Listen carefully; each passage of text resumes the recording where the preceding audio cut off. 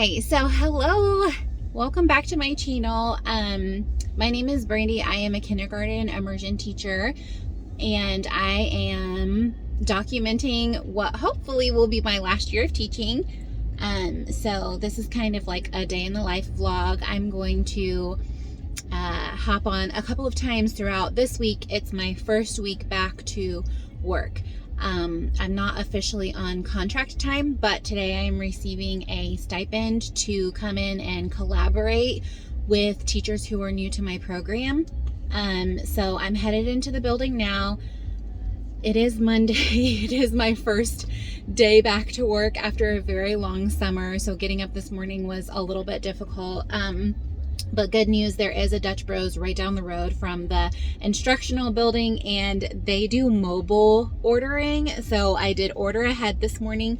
My favorite drink of choice there is the salted caramel protein coffee. It's delicious. So I will be sipping on that all morning. I'm going to head into the technology center right now and get my computer updated. And hopefully that'll just take a few minutes so I can head to my meeting at 9 o'clock. We are pausing for a lunch break for an hour, and then we should be done by 3 o'clock today. For me, that's all I'm going to get into today. Tomorrow I am going to actually go through a walkthrough of my classroom. So I will take you all along to show you what a classroom looks like after it's been closed all summer. I don't plan on doing any setting up or moving around of items. My classrooms was supposed to have been painted this summer, so we'll see if the painting is done and my floors are done and it's all cleaned. Now, I am pretty lucky. I have like the first classroom in the building across from the custodian's room, and so a lot of times things get done in my classroom first. So we'll see if that actually happened, but I am going to get started, and I'll hop back on in a couple of hours and let you know how it's going. So I am done with my professional development for today. It wasn't really like professional development today. It was kind of just like a program overview. Like I said before, I'm in a Spanish immersion program.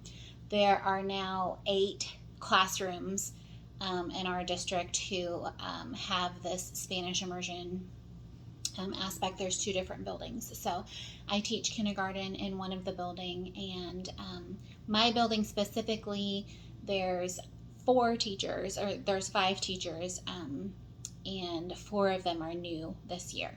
So we kind of got together to go over the program today. It's really nice. It's not our contract time, but we do get a stipend for it. Our program director was there. We don't get a lot of face-to-face time with him, so it's nice to be able to go to these meetings and get to talk to him a little bit. So we did 3 things. The first thing that we did was show them the district website and how to access all of the different curriculums that we use. And then we kind of showed them 3 different components of the curriculum. Where do teachers get their resources? How do students use those resources or those websites? And then how do we let parents know how to use those resources or the website? One of the components of the Spanish immersion program is having parents who are committed to doing a little bit of extra work at home for their student to be successful. So we went over those items in the meeting. The second part of the meeting, we're going over the structures and the routines that we use specifically in the Spanish immersion program. So we talk a lot about whole brain teaching. So we kind of introduced whole brain teaching. What does that look like? What does it sound like? What does it feel like? We watched a couple of short videos. If you want to go down that rabbit hole of whole brain teaching, it's not just for immersion classrooms. It is very useful in all classrooms, in my opinion. Then we talked about language acquisition and language standards. So in the English classroom, there are going to be objectives or standards that you have to teach in each lesson. There's going to be an objective. In the Spanish immersion classroom, there's also language objectives.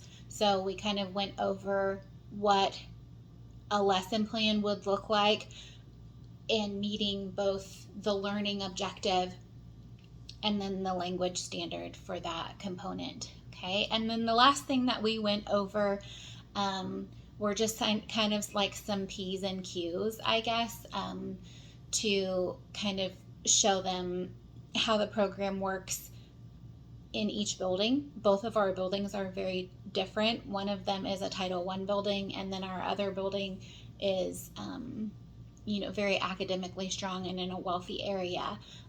So we just kind of went over some housekeeping items for the program and how to meet the needs of the parents, and then just a little bit of question and answers. So it's different this year because I'm not the new one, but I've also been a mentor teacher in the past. So talking, or taking the lead on things or helping other teachers has never been a big issue for me.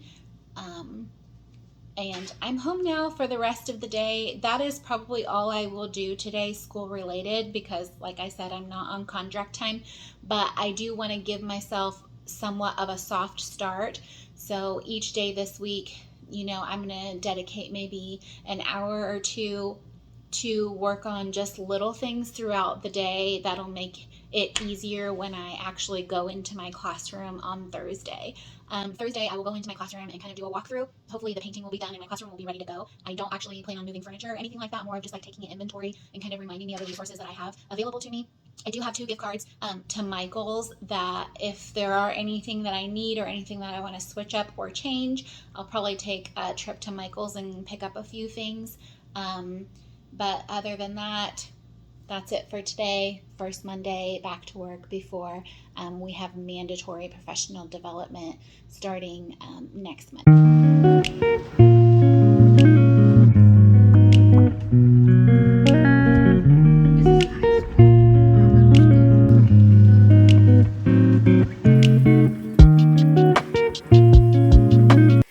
All right, so I have been blessed with so many cabinets, but it's kind of a blessing and a curse all in one because we store way too many things. They're not jam-packed full, but they're pretty full. Here in the first cabinet, I just have like Ziplocs and iPad items. The next cabinet, I have second step items. I have all of my manipulatives for my math centers, my math games, my phonics centers. There's some more math center stuff here. And then this last cabinet just has a couple of things that I love to have on my countertop, but they're put away right now for painting purposes. Up on the top, I have math resources, Kleenex, a bunch of curriculum stuff, my classroom chair. And then this is the mess I left in my teacher closet by the end of the school year. So I'm going to move this desk. Here's a look at my student chairs, my teacher chair for my macaroni or kidney table. And then I've got like an anchor chart that came with my classroom, 4 large desks, 2 wooden shelves, a kidney table, 2 file cabinets that go under my desk, 1 large file cabinet, a bookshelf, a dollhouse. Behind the yellow paper are just more curriculum, more manipulatives, all of that kind of stuff. This file cabinet is so huge. Here I store Clorox wipes. This is kind of just a personal closet for myself here. And then up there I've got Ziploc baggies, Clorox wipes, and all that good stuff. So here.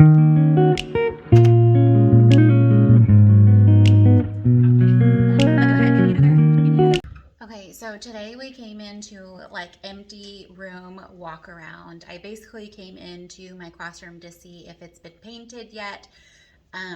We have professional development starting on Monday, so that means from 8:15 to 4:15 we will be in trainings and meetings and all of those things, and I think we have a total of 8 hours where we'll be able to spend in our classroom decorating and putting up all of the things. So no, that is not enough time.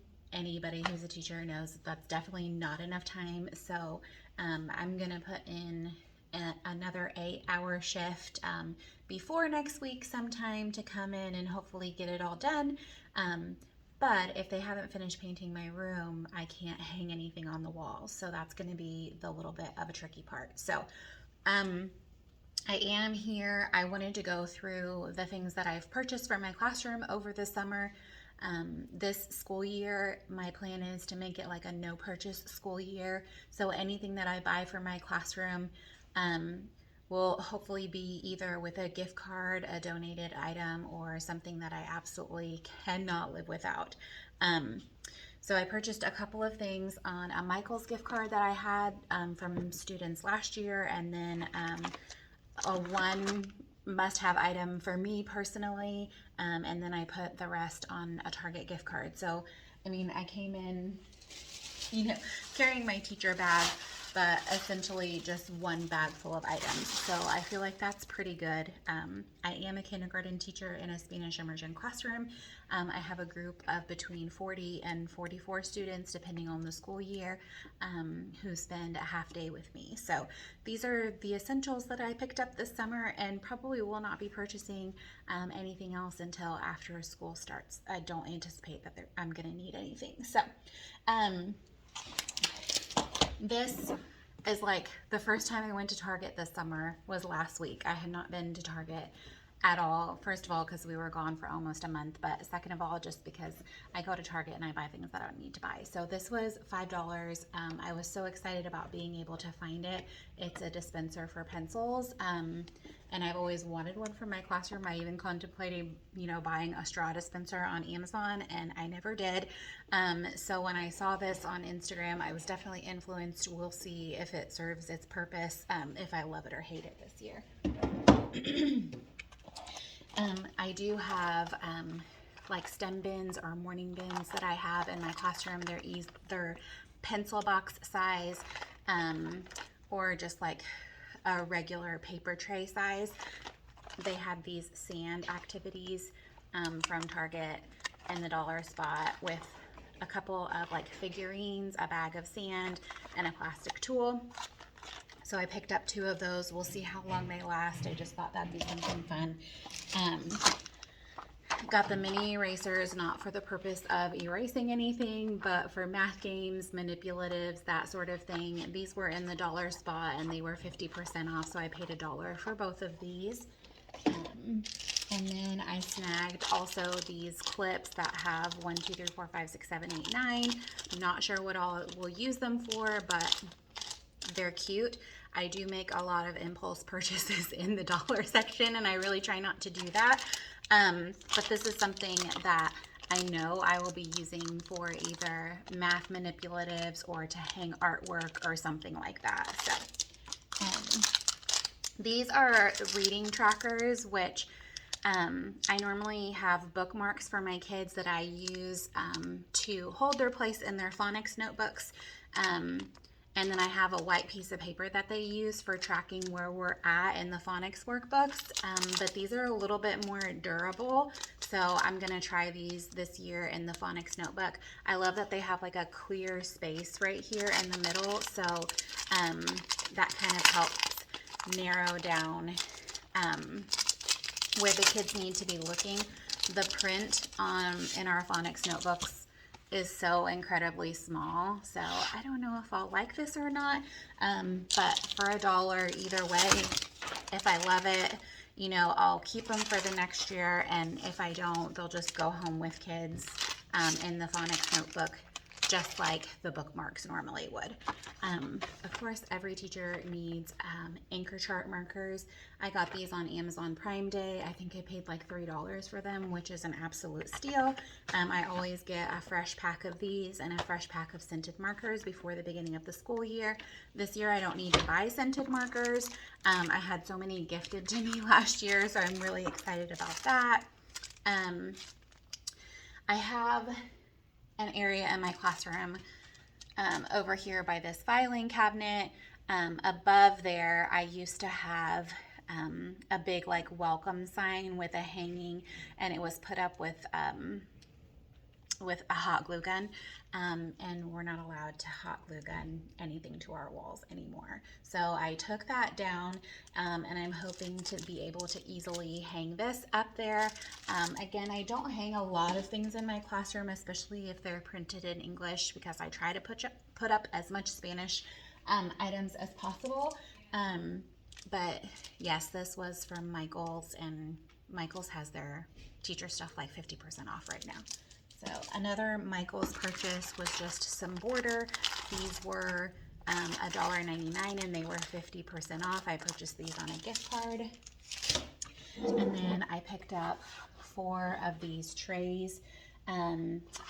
These were not 50% off. I think they were 30% off. They were $7.99. So I ended up paying like $4 something for the 4 of them. But again, I put it on a Michael's gift card. So these are going to be either for watercolors, sand, Play-Doh, anything like that. I have some, but they're smaller. And I just really like the size and like the thickness of these, and they're very heavy duty. So I'm hoping that when my kids set them down, they don't like bust a corner, because that's what has been happening to the trays that I've had in the past. So, and that's everything I've purchased for my classroom. I am going to clean my whiteboards now with WD-40 and let that dry. And then I'll be back in 2 days, and hopefully classroom will be painted and I'll be able to start working on setting up my classroom.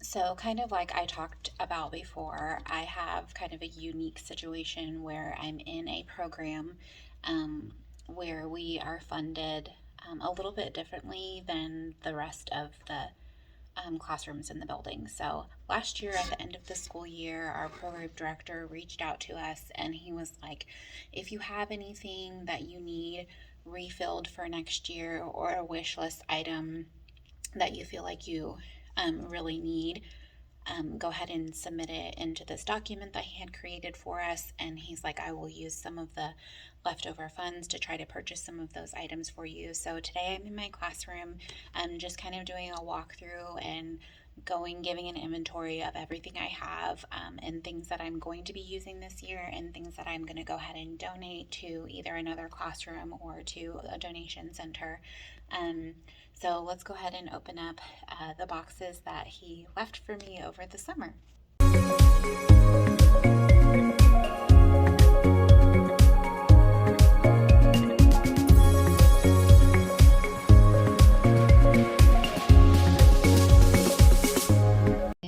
Super exciting. Those are all things that I had requested.